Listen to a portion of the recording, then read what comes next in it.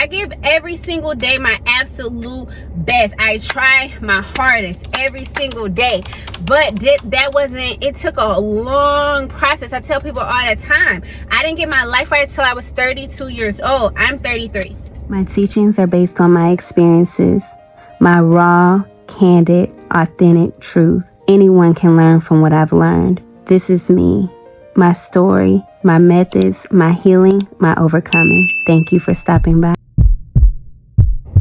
But when you real about it, when you genuine about it, you say, you know what, I've been XYZ, I've been a stripper, I've been in prison, I've been all these different things, but I'm no longer that. Now they chest out, oh, I can't believe she would do that. And you ugly. Not only are you ugly on the outside, your spirit is ugly because you sitting up here judging the next person. I was lawless. I did not give a F, okay? We, as a people, we have to realize, like, a lot of us deal with a lot of trauma that's been passed down. Am I the underdog? You know, if you can't think of a solution, you shouldn't have an opinion about it. And one of the greatest things that you could have is understanding, especially when you're trying to help heal or help solve problems. A lot of people are going to be bystanders and say, you know, observe the problem, say what's wrong with the problem, say, oh, look at them doing XYZ. But I see so many times where people do things that are questionable, and I look at a situation and I say, you know what, I did that too, and why did I do that? You know, and it's not so much a cry for attention as much as it is, you know, having things, materials, money can be like a drug. It can become an addiction, and people have given it to you because you've done certain things or you made them feel a certain way, and then you're trying to duplicate that feeling, right? And so one person give it to you, see, oh yeah, that feels good, and then another person, you know, give it to you like, okay, yeah, I like that too, and it comes off as you're trying to get clout, or you're doing it for attention, or you're trying to, you know, impress people, or people please, or you doing it for a show. But really, a lot of times is certain situations will have you chasing a feeling, you know. And I'm so glad that I look at every single situation and say, have I done that? You know, I see so many people judge, just say, oh, look at them, they ratchet, or look at them, they got tattoos, or look at them, this, that, and the third. And I be like, dang, you know, people have a certain viewpoint of me because of how I present myself, or, you know, she's polished, she went to Spelman, she travels around the world, she speaks Spanish, you know what I'm saying? But at the end of the day, I'm still who I am. I'm still true to the core, genuine of, you know, I came from ignorance. I came from negativity. I came from, you know, cutting corners to get to where I wanted to be, you know.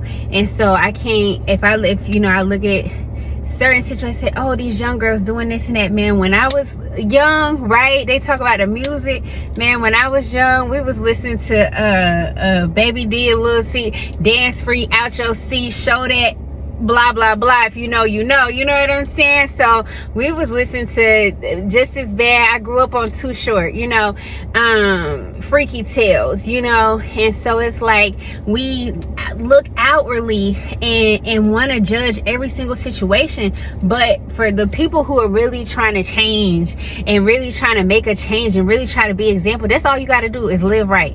That's all you got to do is live right and be consistent in your walk, and be consistent in the example and the demonstration that you are showing. A lot of times people could talk it, oh yeah, get up here, do this, do that, right?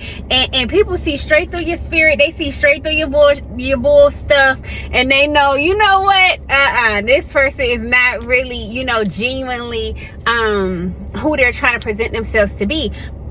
But when you real about it, when you genuine about it, you say, you know what, I've been XYZ, I've been a stripper, I've been in prison, I've been all these different things, but I'm no longer that. And I was able to take, you know, my shortcomings and really use that as a step stool to stand on and say, you know what, I'm not going back there, I'm not being that person, I'm not cutting these corners no more, I'm actually becoming better. Now I can reach out to those who like me, who trying to cut corners, who will hustle for it, you know what I'm saying, who don't care. I was lawless. I did not give a F, okay? People be like, you know, I don't give a F, I do this and do that. Yeah, okay, you'll give up your freedom for it? Because I did, because I didn't care. But I can reach those who who had that same mindset because I've been there, versus judging them. You know, if you can't think of a solution, you shouldn't have an opinion about it.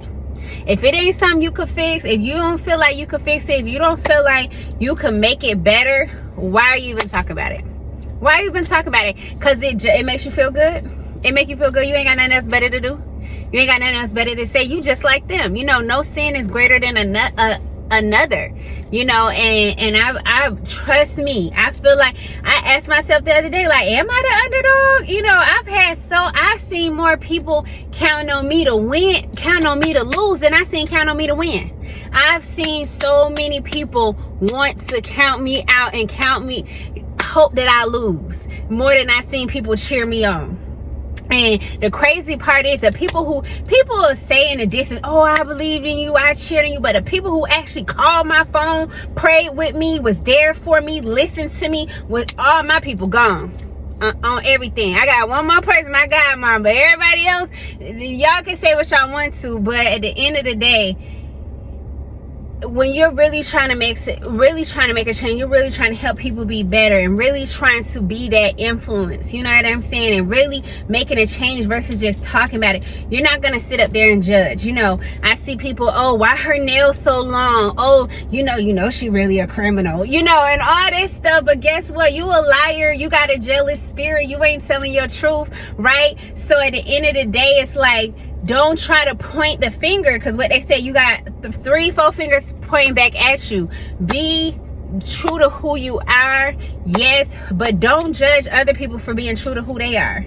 A lot of us was raised up in ignorance, trauma, drama, negativity, BS, okay? Them people who y'all saw out in California, out in Lancaster, swimming in the freaking hurricane waters, I'm from there. That's where I'm from, okay? So at the end of the day, that level of not giving an F, that's what we know. And some people have not had the advantage to be offered opportunities to get outside of their environment in order to realize this ain't necessarily the way, or this is not cool. I was fortunate enough to be able to live in different countries, go to Spelman, be around different bodies of people that help to polish and culture me.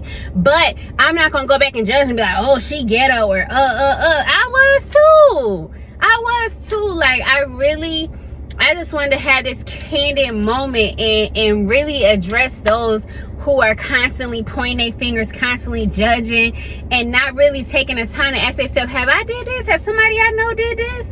Have I, I can't talk, literally dealt with addiction, dealt with being foolish, abusive, an abuser, okay? I've been on all sides of so many negative spectrums. I've been so many negative titles, right? But am I that today? No, I don't have any addictions. Everything I used to do, I don't do anymore.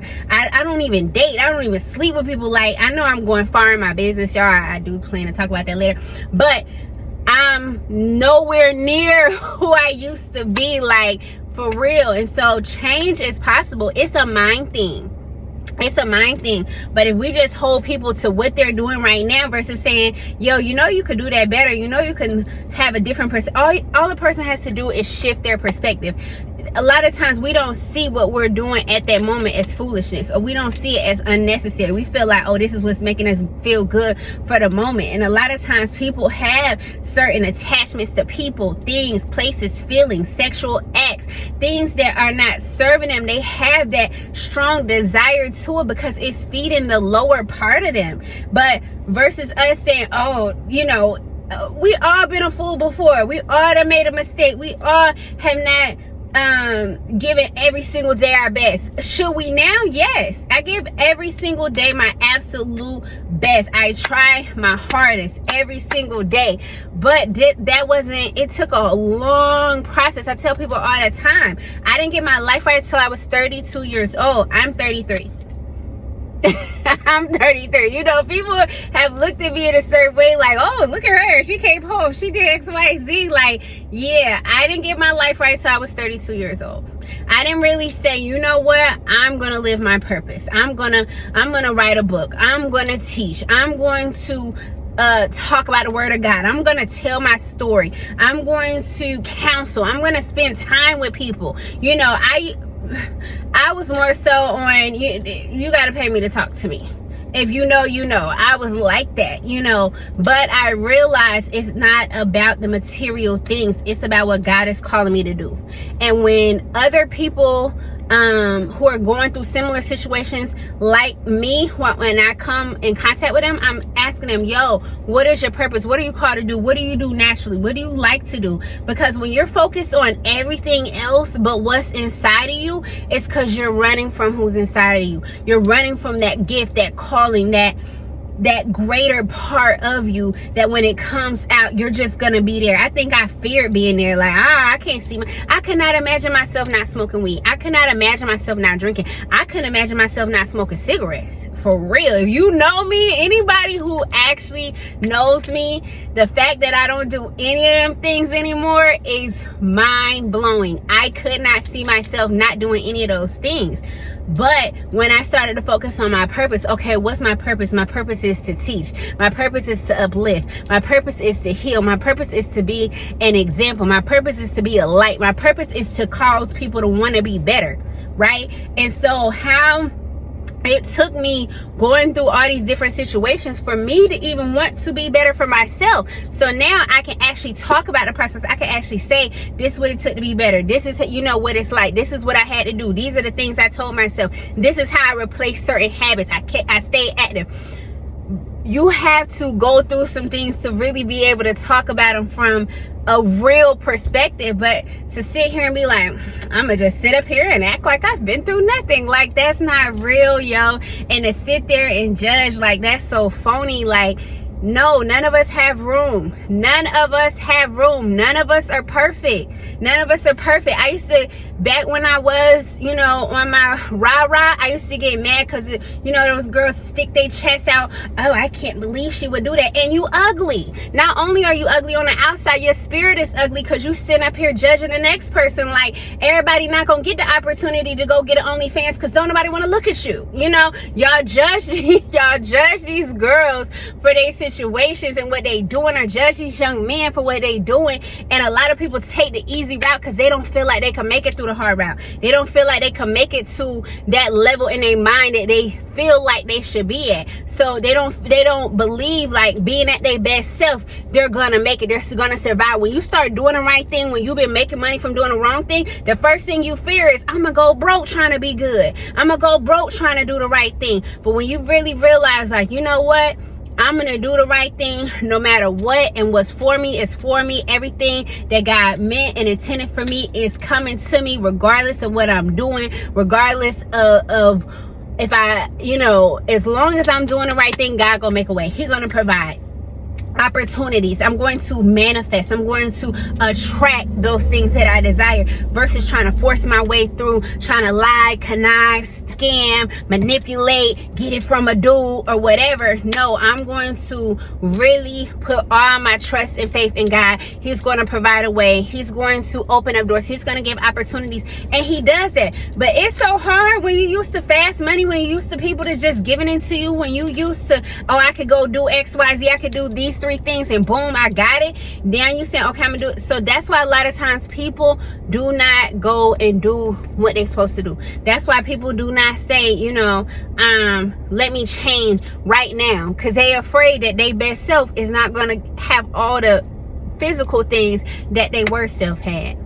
And the truth is, you're gonna have more. You're gonna have more, and you're gonna feel better on this side. But give grace. Let people get to that side. Don't just sit up here and judge and feel like, oh, I'm high and mighty because, you know, I ain't never been like that, or my mama right. Man, do you know, we as a people, we have to realize, like, a lot of us deal with a lot of trauma that's been passed down.